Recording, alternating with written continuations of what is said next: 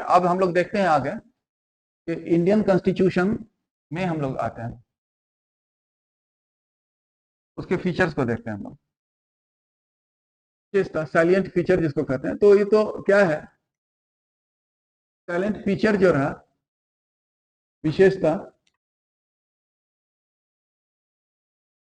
विशेषता में पूरा संविधान अपने आप में विशेषता रखता है और उसके हर प्रावधान जो है विशेषता ही है। तो जो थोड़ा सा यहाँ पर हम लोग देख सकते हैं, जो आगे विशेषता नहीं मिलेगा उसी की चर्चा करें। जो कहा जाता है विशेषता कि ये रिटन है, लिखित संविधान है।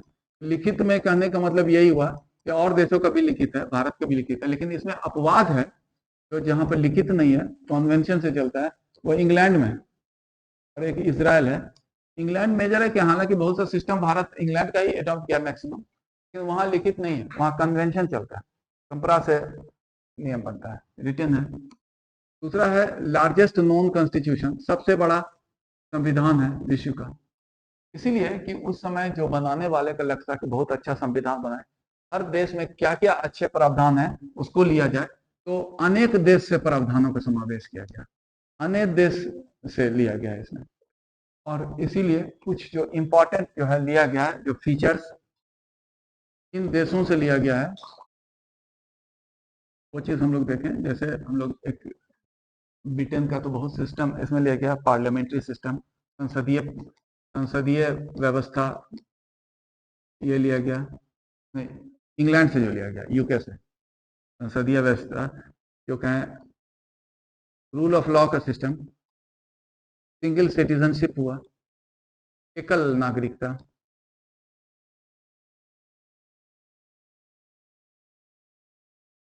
फिर ये देखते हैं हम लोग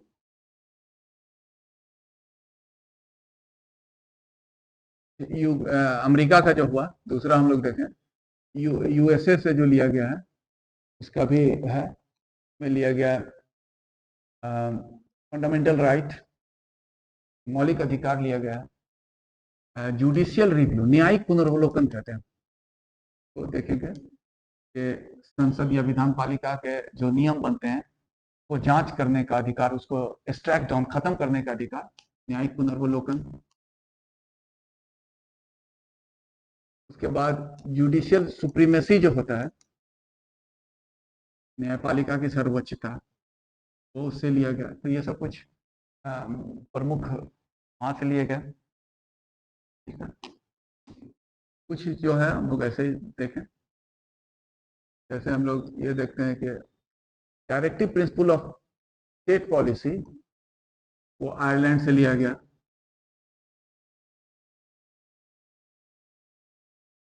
फिर कुछ चीज वो बहुत ट्रेडिशनल फैक्ट्स है, कॉन्करेंट लिस्ट कहाँ से लिया गया, ऑस्ट्रेलिया से लिया गया।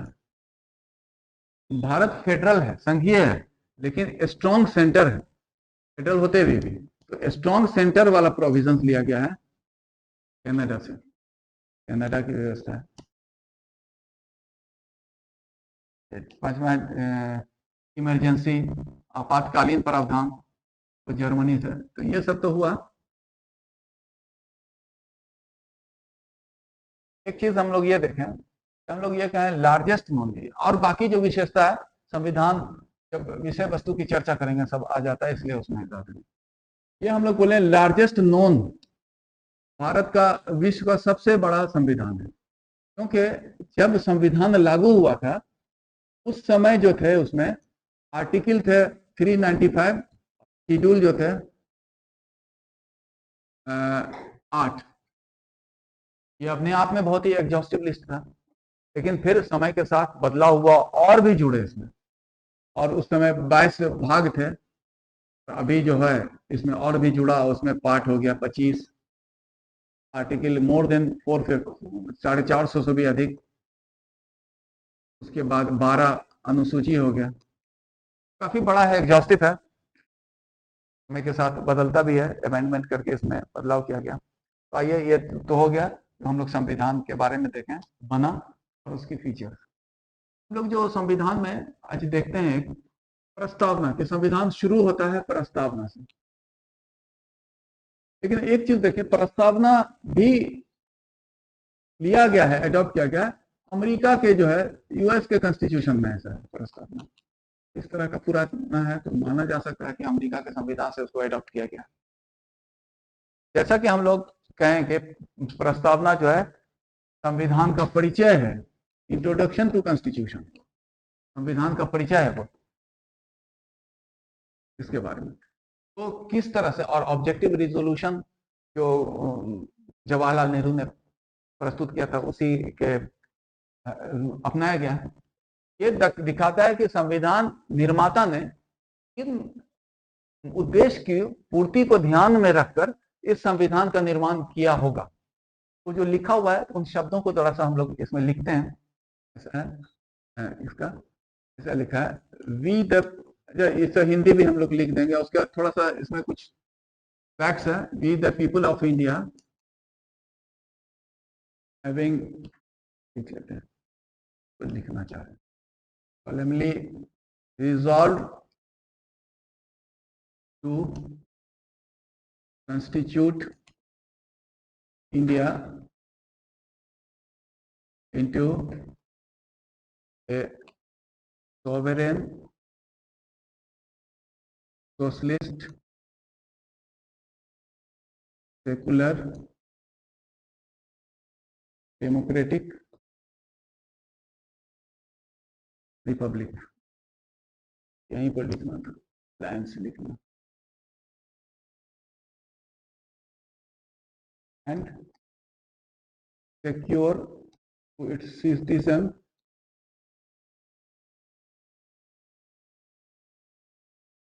या justice,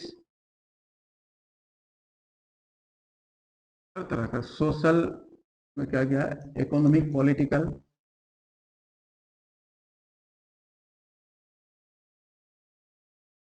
liberty of thought, belief, faith and worship. इसका असल में ये याद रखने की तो जरूरत है नहीं, लेकिन जो इसमें निहित तथ्य है उसी को चर्चा करना है। Equality of status and opportunity है, बताए स्तर and opportunity, and to promote among them all, and to promote among them all. क्या है फ्रेटर्निटी, भाईचारापन। इसमें कैसा भाईचारापन, व्यक्तिगत गरिमा, इंश्योरिंग डिग्निटी ऑफ इंडिविजुअल, ऐसा भाईचारापन कि डिग्निटी ऑफ इंडिविजुअल भी बना रहे और देश की and unity and integrity of nation.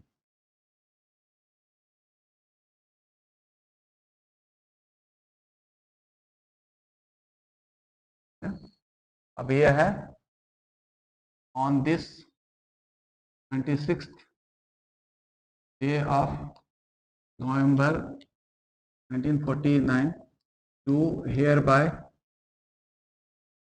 adopt, enact उन्हें लागू करते हैं, and give to ourselves this constitution। तो ऐसा लिखा हुआ है, इसमें हम लोगों को कुछ चर्चा करना है इसलिए इतना लिखे, हम लोग उस चीज को लिखते हैं। मतलब क्या, इसमें जो लिखा हुआ है जो क्लियर होता है कि किसने लागू किया, मतलब संप्रभुता, सोवेरेंटी किसने लागू किया है इसमें, जिसको अल्टीमेट पावर, पॉलिटिकल पावर होता है, जिसको अधिकार है। तो इसमें बताया कि किसने संविधान को लागू किया है, बाय होम, तो we the people of India. वो दिखाता है किसके द्वारा लागू किया गया। क्या उसके बाद उसमें बनाया है कि क्या लक्ष्य है, में लक्ष्य है कि भारत को ऐसा बनाएंगे, कि भारत को बनाएंगे ऐसा। इन शब्द का अर्थ भी देखेंगे, और बनाएंगे तो क्या देंगे, ये भी लक्ष्य है। नागरिकों को, भारत को ऐसा बनाएंगे और नागरिकों को ये देंगे। और वो सारा व्यवस्था जो है, ये जो भारत की जनता ने भारत को ऐसा बनाने के लिए, नागरिकों को ऐसा देने के लिए संविधान बनाया। क्या है, ये सोवरेन, संपन्न, समाजवादी, धर्मनिरपेक्ष, प्रजातांत्रिक गणराज्य सभी नागरिकों को देंगे न्याय, सामाजिक, आर्थिक और राजनीतिक स्वतंत्रता, उनके सोच की, उनके विश्वास की, उनके फेथ की, उनको पूजन करने का समानता दिया जाएगा, उनको स्तर का और अवसर का, और उसको बढ़ावा देंगे। भाईचारापन बढ़ाया जाएगा लोगों के बीच में, इस तरह से कि देश में सभी का व्यक्तिगत गरिमा बना रहे और देश की एकता, अखंडता भी बनी रहे। ये लक्ष्य है संविधान का, जो प्रिएम्बल में है, और इसी को पूरा करने के लिए पूरा संविधान लिखा गया। तो इसमें कुछ शब्द हैं जिनके अर्थ की व्याख्या हम लोग करेंगे। तो सबसे पहले आप इसमें देखिए, इन जो शब्द हैं इंपॉर्टेंट है, सबको देखेंगे, इसका ऑर्डर देखिए, sovereign, socialist, secular, democratic, Republic, ऐसा होना 1 2 4 5 ना होना चाहिए, 4 5, हाँ ये है। क्या मतलब, इसके अर्थ को हम लोग स्पष्ट करेंगे, क्या तो वो भी एक कॉन्स्टिट्यूशनल इशू है कि क्या इसका अर्थ है। भारत को बनाएंगे तो कैसा बनेगा भारत, तो आइए हम लोग देखते हैं इसको, इनके अर्थ को स्पष्ट करते हैं हम लोग। तो सबसे पहले देखते हैं सोवरेन। भारत को बनाएंगे सोवरेन। सोवरेन मतलब संप्रभुत, संपन्न। संप्रभुत संपन्न ऐसे देश को कहा जाता है जिसका जो है राजनीतिक शक्ति का स्रोत, शक्ति का जो स्रोत होता है, पॉलिटिकल जो सोर्स ऑफ पॉलिटिकल पावर होता है, वो देश के भीतर रहता है, वो देश में रहता है। इससे पहले 1947 से पहले भारत के संबंध में जो नियम बनाने का अधिकार था ब्रिटिश संसद को, और हम लोग देख रहे थे कि भारत का प्रशासन ब्रिटिश ताज के अधीन चला गया था, तो संप्रभुता नहीं थी। लेकिन अब संप्रभुता भारत में है और ये देश के भीतर है, और देश के भीतर किसमें है ये भी स्पष्ट करता है प्रस्तावना, वो है we the people of India, मतलब हम भारत के लोग में, इसको कहते हैं हम भारत के लोग में। तो ये हुआ जो सोवरेंटी का अर्थ हुआ, सोवरेन, सोवरेन। उसके बाद पता है सोवरेन सोशलिस्ट, इसको कहा गया समाजवादी। इस शब्द को तो पहले नहीं था, इसको जोड़ा गया है 42nd अमेंडमेंट द्वारा 1976 द्वारा। लेकिन ऐसा नहीं है कि समाजवादी का जो यहाँ पर व्यवस्था है या इनहेरेंट जो इसकी फीचर्स हैं भारतीय संविधान में नहीं थे, वो पहले ही से था। इसको सिर्फ एक्सप्रेस रूप दिया है, पहले से क्या था, तो राज्य के नीति निर्देशन तत्व जो है, directive principle of state policy, उसमें से पहले ही से नहीं था कि भारत को समाजवादी कैसे बनाया जाए, ठीक है, इसको एक्सप्रेस। और इसका यही है जोड़ा गया, इसके बारे में जो बताया गया कि क्यों जोड़ा गया, तो इसको स्पष्ट किया गया भारत के संदर्भ में, इसका अर्थ को स्पष्ट किया गया। वो था अवधि अधिवेशन था कांग्रेस का, उसी में बताया जाता है अवधि अधिवेशन 1955 में हुआ था। उसमें यह कहा गया था कि इसमें जो है समाजवादी व्यवस्था का मतलब वो कम्युनिस्ट वाला नहीं, तरह का नहीं, जहां पर होता है कि सोशलिस्ट आइडियोलॉजी में होता है क्या, means of production is owned by government, मतलब जितने भी उत्पादन के साधन पर सरकार का नियंत्रण होता है। तो बोला नहीं, भारत में होगा समाजवादी समाज, मतलब उसमें बोला गया था सोशलिस्टिक पैटर्न ऑफ सोसाइटी, इसको कहा गया है समाजवादी समाज की स्थापना करना, यह सोशलिस्ट का अर्थ है।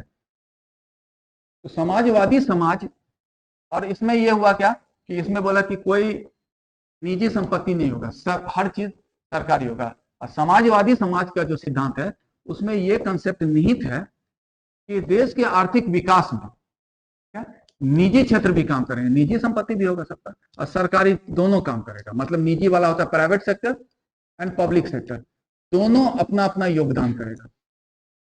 अर्थात इसमें जो सोशलिस्ट शब्द है उसमें निहित है संविधान का आर्थिक लक्ष्य, और आर्थिक लक्ष्य क्या है, यही है कि मिश्रित अर्थव्यवस्था स्थापित करना है। मिश्रित अर्थव्यवस्था के लक्ष्य को प्राप्त करना है ताकि देश का जो है आर्थिक विकास जो लक्ष्य को प्राप्त किया जा सके। नेक्स्ट है, अगला हम लोग देखें सेकुलर, इसको कहा गया धर्मनिरपेक्ष, पंथ निरपेक्ष को कहा गया, और इसको भी जोड़ा गया है 42वें संशोधन द्वारा 1976 द्वारा। लेकिन ऐसा है कि सेकुलर 1976 से हुआ ऐसा नहीं, ये जो बातें जो इसमें जो निहित अर्थ है सेकुलर का, वो भारत का संविधान पहले ही से था। वो फंडामेंटल राइट जो है आर्टिकल 25 से लेकर 28 तक जो लिखा है वो इसी लक्ष्य को पूरा करने के लिए वो पहले से लिखा हुआ यहाँ पर एक्सप्रेस दिया गया। और जिसका जो नॉर्मल जो अर्थ है, इसमें बोला गया कि सरकार का धर्म नहीं होगा, कोई सरकार का धर्म नहीं होगा, और सभी धर्मों को सरकार की एक समान सुरक्षा मिलेगी। सरकार के समक्ष सभी धर्म एक समान होगा, सरकार के सामने जो है समान होगा, यही इसमें निहित है। और इसको जोड़ा गया 76।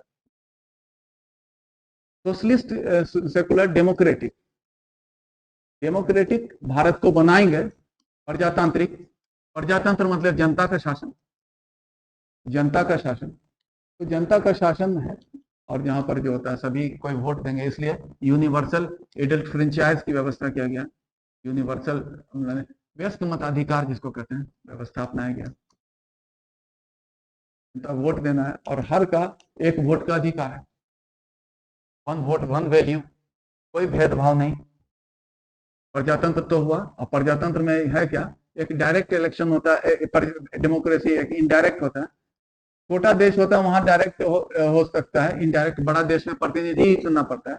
और इनडायरेक्ट डेमोक्रेसी का दो स्वरूप है, एक है संसदीय पार्लियामेंट्री डेमोक्रेसी और एक है अध्यक्षात्मक प्रेसिडेंशियल सिस्टम। और भारत ने संसदीय प्रजातांत्रिक व्यवस्था को चुना है, जैसे यूके में, जैसा है ब्रिटेन में अध्यक्षात्मक प्रेसिडेंशियल सिस्टम, अमेरिका में है, तो भारत में यहाँ पर है ऐसा, यही है डेमोक्रेटिक। और ये जो मताधिकार से सुनिश्चित होता है, सभी वन वोट वन वैल्यू, तो ऐसा है, यही है। नेक्स्ट आइए हम लोग देखते हैं अगला, रिपब्लिक, गणतंत्र। तो गणतंत्र ऐसे देश को कहते हैं जहां का देश का प्रमुख हेड ऑफ स्टेट, जैसे भारत के संबंध में देखें तो वो राष्ट्रपति हैं, कॉन्स्टिट्यूशनल है।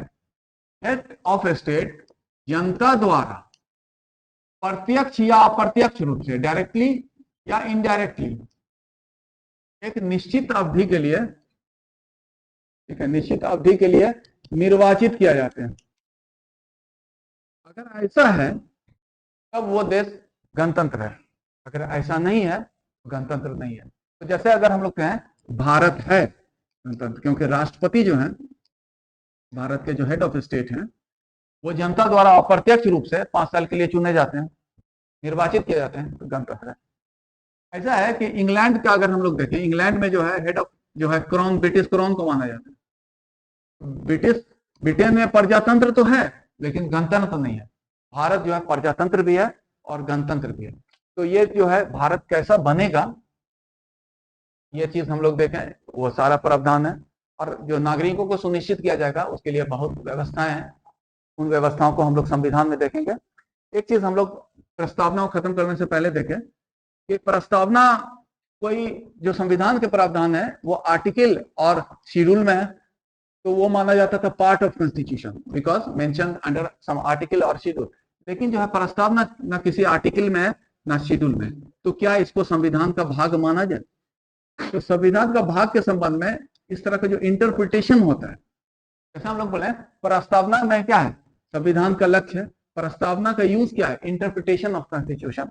तो ऐसा है, इंटरप्रिटेशन करने का अधिकार जो होता है वो होता है सर्वोच्च न्यायालय को ही, माने वही फाइनल जो देता है उसका, संविधान का अभिभाषक बना है।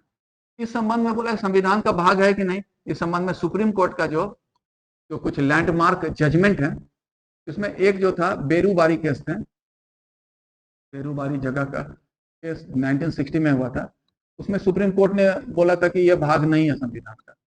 तो सुप्रीम कोर्ट जो कहता है वही हो जाता है, फैक्ट्स नहीं है, चलिए नहीं है। लेकिन बाद में सुप्रीम कोर्ट का तो जो निर्णय होता है वो सभी पर समान रूप से लागू होता है, लेकिन सुप्रीम कोर्ट अपने ही निर्णय को मानने के लिए बात नहीं, रिविजनरी पावर है उसको। तो सुप्रीम कोर्ट का अगला जजमेंट आया, नेक्स्ट जजमेंट आया, जो कि था Kesavananda Bharati case, Bharati case in 1973 में आया। उसमें बोला कि भाग है, नहीं भाग मांगा नहीं जा सकता, उन्होंने सुप्रीम कोर्ट ने कहा। और ये जब भाग है, इसी के स्पिरिट में जब भाग है, तो आर्टिकल 368 में संसद को अधिकार दिया गया संविधान द्वारा कि संविधान के किसी भी भाग में संशोधन कर सकते हैं।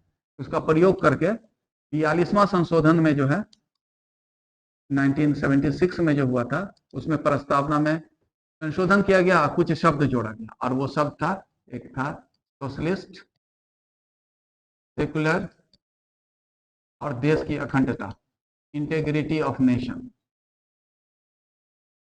सोशलिस्ट सेकुलर को अभी हम लोग देखें, इंटेग्रिटी ऑफ नेशन। तो यहाँ तक था प्रस्तावना। अब हम लोग आगे के प्रावधानों को देखेंगे, लेकिन आज हम लोग इतना ही रखते हैं।